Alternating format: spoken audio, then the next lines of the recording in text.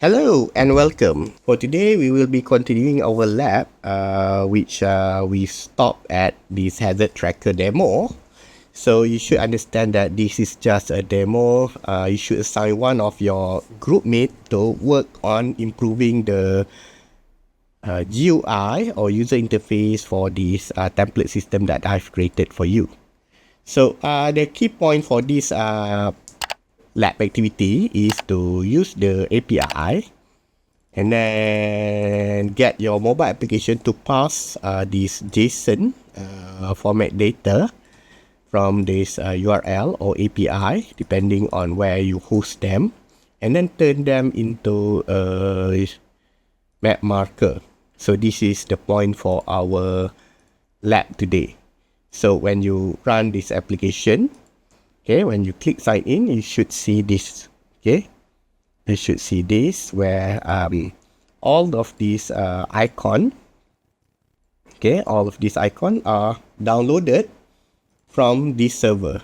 Okay, from this server. So when you add a new marker, okay, the server will automatically classify it as either a flood or other hazard. So for example, for flood, it will be labeled as a blue, okay, icon, while other will be as red, okay, as red icon. So for example, I'm going to show you just a demo. So let's say that if I'm about to report a flood here in this area, okay, let's see that in this area, okay, I've gotten the latitude and longitude, and then from this demo, okay, I'm going to say that it is in Kuala Nerang, okay, Kuala Nerang area. Okay, Kuala Nerang area, I can see that it is a flood. So I could put in my name, and then I'm going to put in the URL. So here is the URL. So you can see here, okay, in this area in Kuala Nerang, there is no button, okay, there is no pin, right? So if I'm going to submit a live information, okay, I put here Kuala Nerang area flood reporter Hafiz. So when I refresh this application, okay, or rerun this application, so automatically I will get a new icon, and this icon is downloaded from the internet. So this is the point for your project. So you should be able to create this type of project, and this is also the point for this lab. So and then another thing, if I want to put in another point, likely in UiTM Cawangan Pulau Pinang, let's say that this is Kampung Permata. We can say that it is from Kampung Permata. So I can copy and paste this and report that there is a landslide or a road closure. Okay, okay, area masjid. After UiTM Pulau Pinang. Okay, just to be sure, okay, then I'm going to put over here the longitude and longitude. Okay, just now I can just put it here, right? And then you can see that in my map, okay, there is no pin over here, right? Okay, there is no pin over here, but when I click on submit report, okay, and then I'm going to refresh this application, then you can see that there is a pin over here, Masjid Kampung Permata area near Pulau Pinang. So it just retrieve the data from the remote server. So this is your goal in building the mobile application. Okay, you need to build a goal for an application for crowdsourcing, and then the application must have location awareness quality towards it. And then you must also understand that mobile application does not stand alone. It requires a server where the server will serve as the content distribution. It will distribute the information to the mobile application, and the mobile application will display the data. Alright, we are going to look into the information shortly. So we may start at our sample Google Map application over here. So what we have is something like this. So this is the Google Map template, Google Map activity template. We have a Google Map over here. So our job here is to integrate this information from the API into the map. So we wish to integrate the marker, which is retrieved from the remote server, into the map, and the marker should be dynamic. So in order to get the dynamic marker, we should get sample data from here, right? And then we go to this website, JSON schema to Pojo. Pojo means plain old Java object. So from here we can paste, we can paste the data. And then we have to key in the package name, which must be exactly as the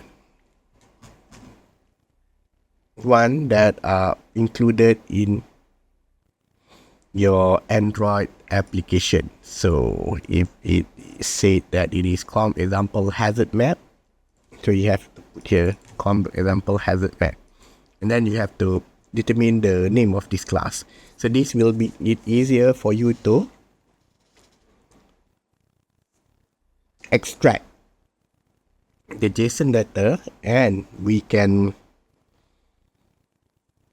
integrate it inside a class. So in this case, Java class. So we can form a Java object. So once we retrieve all the data from the JSON, all of this ID, location name, latitude, longitude, hazard type, reporter name, report date, and created at. All of these will be integrated into a Java object. So what we have to do here is just to click preview, and it will generate an object. So before we create preview, we have to select this JSON. Ensure that you put here the source type JSON, and then annotation style you have to put a JSON, because we will be using this JSON library. Validation would be none. Use double numbers, and then you include getters and setters, include constructors, and then allow additional properties, and then you can put over here. Additionally, if you want to make the class seriable, you can put here, so that it could be saved into a file. But if not, you can just click that preview. So once you have already created this file, so remember the name, com example hazard map hazard point Java. So just copy this part of the file. You have only to copy this keyboard inside the keyboard, right? And then recreate it inside this module. Create a new class. So create a new class, you have to select the class name carefully.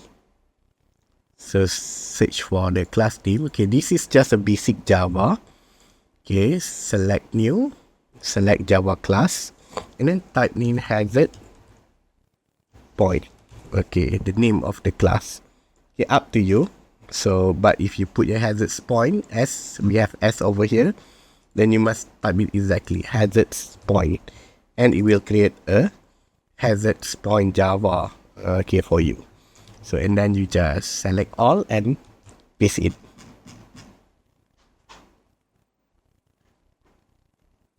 So for the top here, you can delete. You can delete things that are not the top here. Right, all of this serialization, everything here is what we call as skip. Just skip. So just delete this generated. Alright, annotation generated, and then we have to import the JSON. you have to import the JSON library. So just put here how to import JSON library in Android Studio. You only have to search for that. Okay, then there is an we can find the example over here. Alright, just copy this implementation com Google code JSON. Okay, this is fairly common library. And then you need to go to the properties. Okay, build Gradle, either module or hazard map. You have to go to app. Okay, module app. Okay, here you have the dependency. You could put over here. Okay. And then you have to synchronize.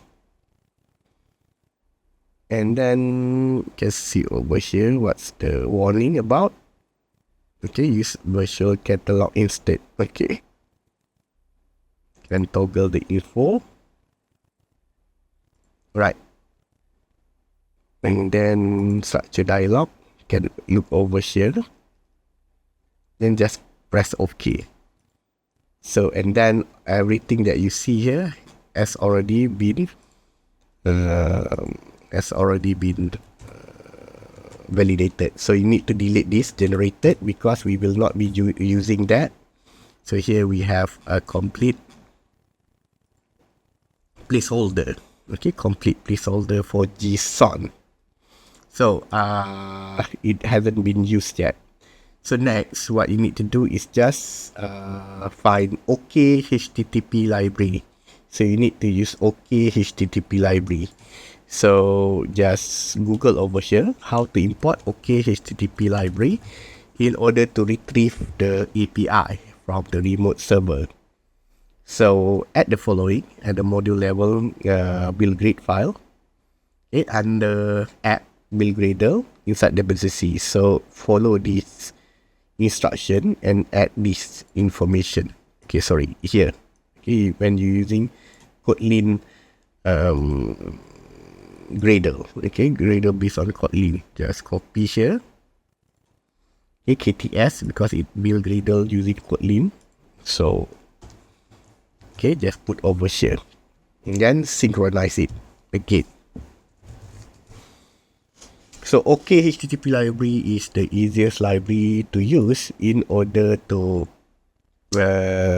perform over the air retrieval. Okay, over the air retrievals from remote server. So you can your application, your mobile application can automatically retrieve. Okay, retrieve this information from API, remote API, okay, in form of JSON, and then it will pass them and then transform it into a form of markers, right? Okay, so in order to do that again, okay, what you need to do is you need to create a library. Okay, you need to create a library. Okay, sorry, you need to use the library. So in order to do that, you have to go over here in the map activity, and then you have to define the URL.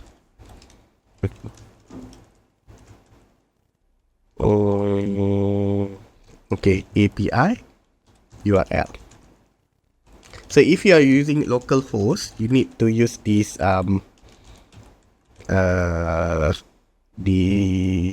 IP. So this IP is for the localhost. Okay. Private string, you can use it as private string. Okay, private string. API URL 10.2.2. Okay, and then you can use server side API.php or any type of folder that you use to put in your server, right? Just remember this API URL, and then this can be changed. If you uploaded your server side code on the remote server, then this will be your domain. But if you put it inside your local host, then this will be your localhost IP address, and the localhost IP address is 10.0.2.2 if you are using the emulator, right? The emulator in Android. Alright, okay. Next, what you need to do is just look here on move camera, okay, in the already, and you can move the camera. Okay, just change this. You can delete this marker. Okay, and then you can change this to center. Okay, center.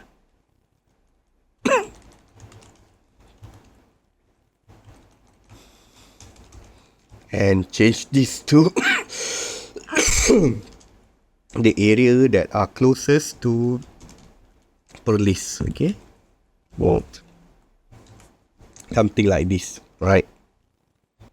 And then actually you can change this to mmap, animate camera, and then camera update factory, where you can use the new center, and then you can zoom to this number. Alright, you can zoom at number 9, which is nice enough. Level 8 or 9 is nice enough, so it would perform an animation. Right, okay. Next, what we need to do is just to fetch the data. Okay, fetch the data. Okay, we could use fetch hazard data. Okay, from here. Okay. Okay, fetch hazard data. So it is right because we haven't created the method yet. So we can move over here and then click on here. Create method fetch hazard data in map activity. So you can have something like this. Okay, once you have something like this, so you can use a request. Okay, you can use a request builder. Okay, request from OK HTTP, and then new request builder. Dot builder. Okay. Dot. Dot. Can import here. Import class from here. OK HTTP 3. And then you can put your dot URL, and then you could put your API URL and then build. Alright. So you can have something like this. Okay. So this API URL is called over here. Right. Now we have to build in a thread. Okay. A thread means that so afterwards, we can have client, okay, new, okay, HTTP client. So you need to import this class. Okay, you have to use okay HTTP client as client. Okay, something like this. And then you can put in something like this, client.new call, inside here request which is obtained from here.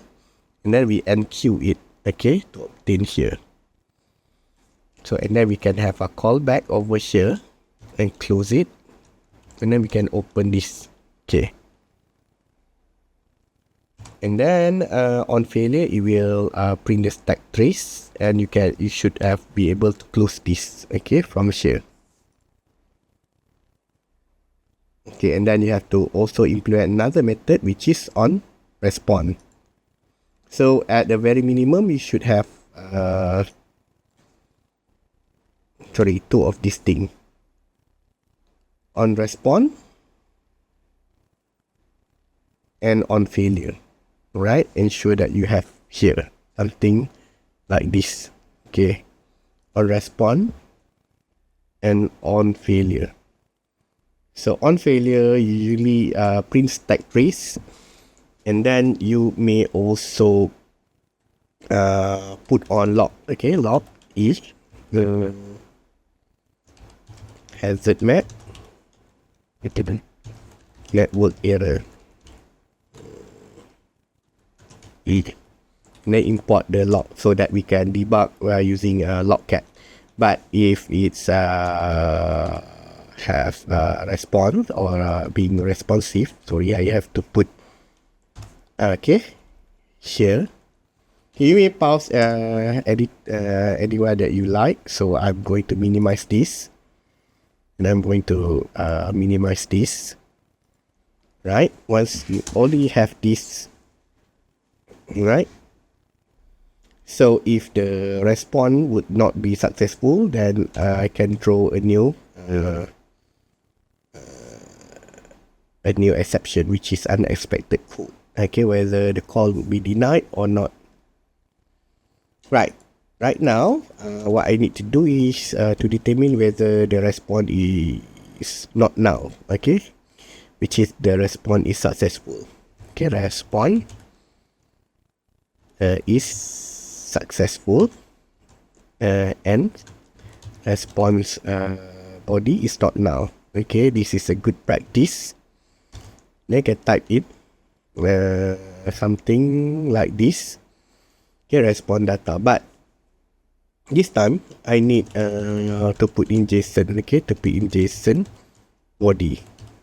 Okay, can put in JSON body or JSON result, and then we retrieve it using JSON body. Okay, so is it also good practice to put all the data in the log? Okay, we can put your log debug hazard.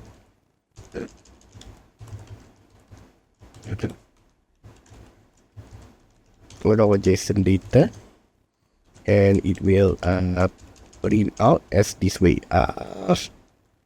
raw. Okay, JSON result. Okay, no tutorial. Oh, okay, and then we will be use pass JSON using JSON library. Okay, so you can use JSON new JSON library.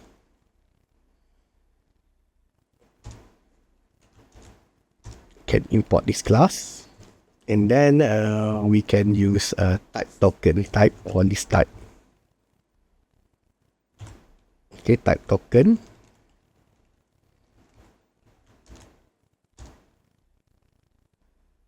Okay, using Java reflect, and we use Java list. Okay. Oh, okay, we use type token,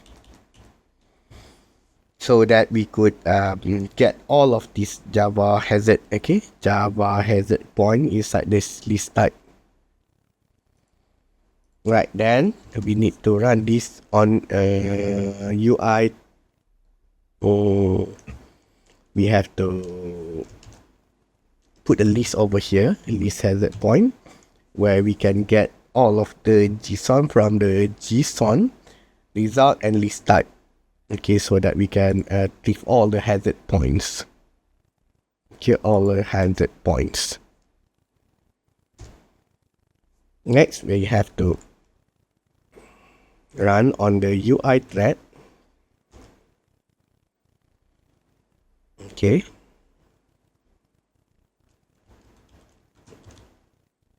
Okay, where? Okay, this is the runnable action, where we can put in a loop over here. So where every hazard point from the hazard point, okay, will be passed. Okay, will be passed. Okay, so to make it shorter, we just put here his point. Okay, put here his point. It will become much more shorter.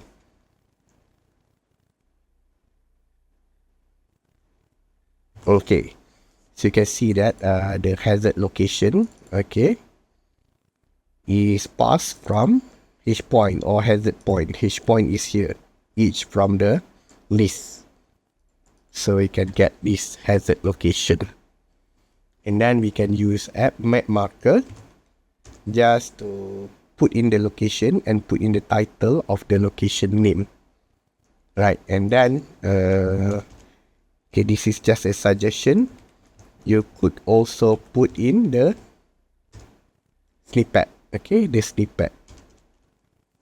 Okay, sorry, this is location name.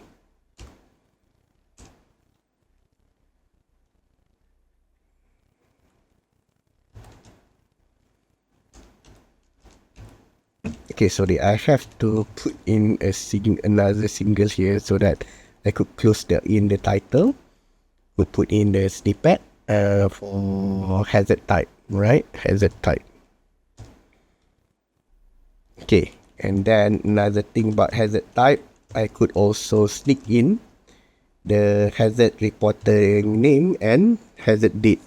So I could put it over here, hazard point, reporter name, and then also the hazard date. So let's test if it is complete. So it is complete, and this is a closing for this hazard point loop. Okay, and then this is also a closing for run on UI thread. So this, because we are using multi-threading.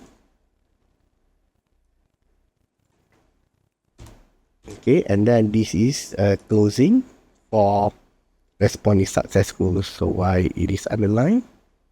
Because it is always true. So how to eliminate this?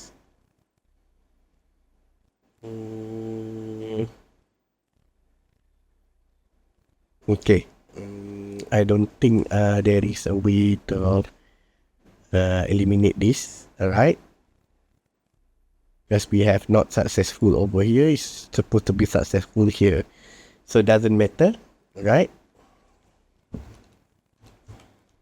So I'm going to compress this. Okay, and then I'm going to trace this curly braces. Okay, this is for on response, and this is on failure.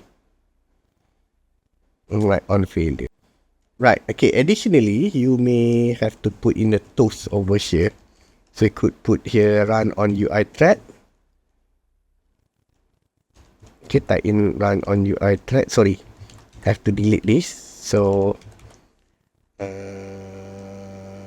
set display a toast. Okay, display a toast. In case of there is a failure, and then we want to know about what type of failure. Okay, type in run on UI thread over here. Okay, and then it will display toast. Network error. Oh.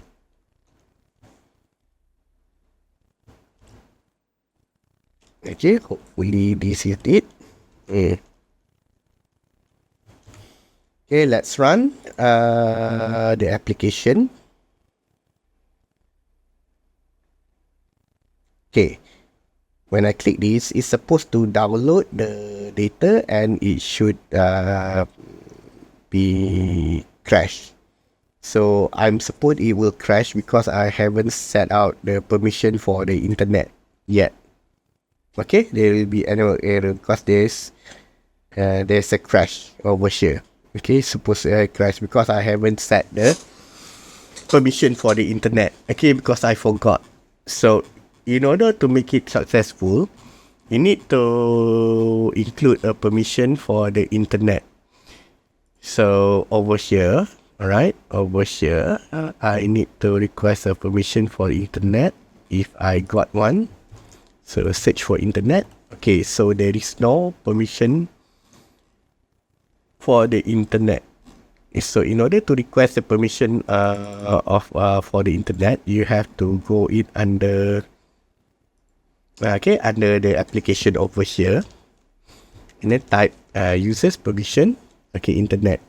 So the Gemini autocomplete will autocomplete for this one. And then another application inside here, you need to type in Android. Allow clear traffic because we are using HTTP protocol, which is not secure. So now let's rerun back. unexpected users permission found. Okay, I think over here. Okay, it's supposed to be outside of the application, sorry. Okay, inside this manifest, so it's supposed to be up here, not below. So, and then you should also include this access network state. Alright. Okay, and then we already got it. Everything is downloaded from the internet. Alright, everything is downloaded from the remote server. Right, for your part, okay, for your part, you need to customize this, you try to customize this point. So you have already seen this type of point, right? And then I want you to be able to customize the spin so that when road closure, it should change the color into different color than red. And then if it's landslide, it should change the different color to other type of color instead of red. So I want each of the point to be different. So this can be implemented using programming logic. So for example, you could implement it as get color over here. Okay, you can implement it as get color over here. This is just a hint. You can implement it anything that you like. Okay, anything that you like. Okay, into anything that you like. Here you have here get, right, get.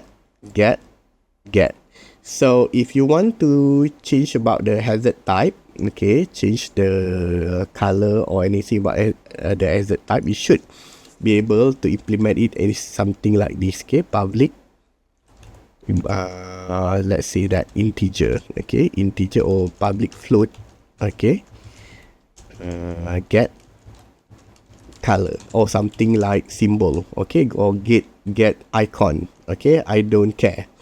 What I care is about is type of hazard type. So you can put in if. Okay, you can put in if or anything like that. Okay, if. Okay, return 0.0f. Okay, as a float. So for example, if a hazard type equals fire, so what you could put, or landslide. Okay, landslide. So in this case, flood. Okay, you can put is flood. Okay, you should return something numbers other than 0, and then you can use it over here. Okay, or over the marker to change the color. Alright, you can modify this. Okay, you can modify this area. Okay, to change the color or to change the icon. Up to you. Alright, up to you. Right, what I want now is just to make it different. Okay, just like the example that I've shown you at the start of the video. Okay, all of this data is taken from the server. So you can modify this data, or you can add a new data over here, and the new icon will appear, okay, to reflect the hazard on this map. So what I need to do just to further your project is I want you to put in a custom pin. Okay, either you can change the color, or better yet, you change the icon. Okay, this is how you can do it. You can test for the type of hazard over here. So this one is only a simple Java. You should return the color over here. Remember back the color. Or you can just type here to return the type of color by returning the hue. Okay, the hue type. So remember that the color is stored inside bitmap descriptor factory, where each color represent the float value. So if you want a color green, okay, the float value should be 120.0. Red is 0.0, like this one. But if you want the color green, you can always change it to 120.0f. Right? Earthquake, okay, 240 and so on. Alright, so change it to the color that are relevant to your program. Okay, so if you want to refer about the value of the color, you just have to type in the bitmap descriptor factory. Look at the color, magenta, cyan, and everything.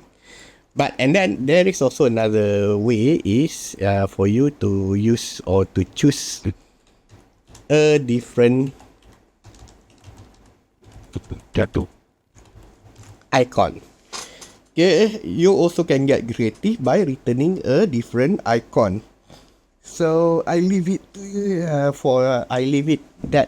to you and your creativity on how to change the icon based on the flood. But if you can get that, maybe probably you will get a full mark on the map. Okay, the map rubric. Otherwise, if you cannot get the map rubric to work or the point or the pin to work or to change the icon on the pin, then you will not get the full mark on the map marker. Okay, I want you to understand that. Right. Okay, I think that's all. Okay, another thing is that you have to remember when you sign in, you should actually go to another page, and then the sign in also should contain app bar. Okay, or you should have another page for the app bar to open up a new activity that display the name and the photo of the user. So you remember back on our previous lab, so when you sign in, it should display a login, and then when you log in, you should be able to greet the user and then display the user photo. And for that to get the full mark also, you need to be able to greet the username and then be able to display photo. Okay, understood? And then only then you should be able to display the map. So you have to think on how to do that. I'll be ending this lab and we'll be seeing you on the next lab segment.